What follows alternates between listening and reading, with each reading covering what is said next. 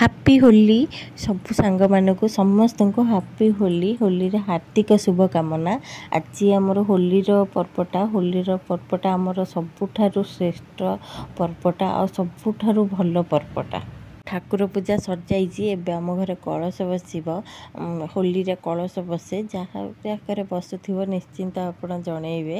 ଏଠି ମମି କଳସକୁ ହଳଦୀ ପାଣିରେ ଭଲ ଭାବରେ ଧୋଇ ଦେଇକି ପାଣି ଆଣିକି କଳସ ବସେଇଲେ ତା ସାଙ୍ଗରେ ଚିତା ଦେଖନ୍ତୁ ଚିତାରେ ସଜେଇ ଦେଉଛନ୍ତି। ସଜେଇଲା ପରେ ଚନ୍ଦନ ସିନ୍ଦୁର ଆଉ ହଳଦୀ ତାପରେ ଫୁଲ ମାଳ କାଠ ମାଳ ଯେଉଁ ତାକୁ ଦେଇକି ବହୁତ ସୁନ୍ଦର ସଜାଏ। ତା ସାଙ୍ଗରେ ଗାମୁଛା ପୂଜା ହୁଏ।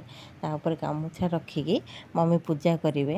ହୋଲିର ମାନେ ପ୍ରସିଦ୍ଧ ଭୋଗ ହେଲା ଆରିସା ପିଠା ଭୋଗ। ଆରିସା ପିଠା ହିଁ ହୋଲିରେ ପୁରା ଫେମସ୍। ହୋଲି ପର୍ବରେ ହିଁ ଆରିସା ପିଠା ଭୋଗଟା ହୁଏ ସମସ୍ତଙ୍କୁ ଦେବା ପାଇଁ ଆଉ ନିଜେ ଖାଇବା ପାଇଁ ଆଉ ଭୋଗ ହେବା ପାଇଁ ବି।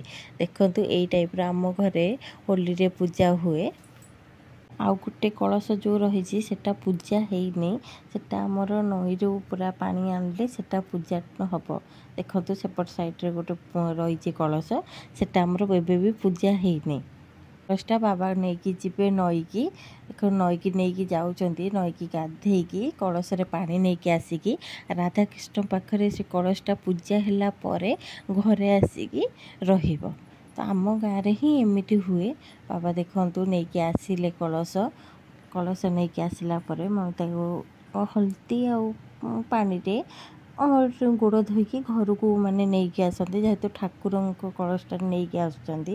ତାପରେ ଘରେ ପୂଜା କଲା ପରେ ହିଁ ଆମେ କିଛି ଖାଇବୁ। ଏଟା ଦିନ ଆମର ହେଲାଣି ଏଠି 4ଟା ବାଜିଲାଣି। ତ ଆପଣଙ୍କ ଆଡ଼େ କେମିତି ହୁଏ ନିଶ୍ଚିନ୍ତ ଆପଣ ଜଣେଇବେ। ଆଉ ଆପରେ ଆମର କ'ଣ କଲୁ କେମିତି କଲୁ ଆଉ ଗୋଟେ ଭିଡ଼ିଓରେ ଆଣିବି।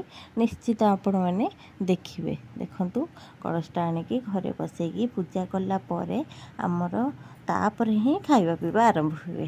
ଚାଲନ୍ତୁ ନେକ୍ସଟ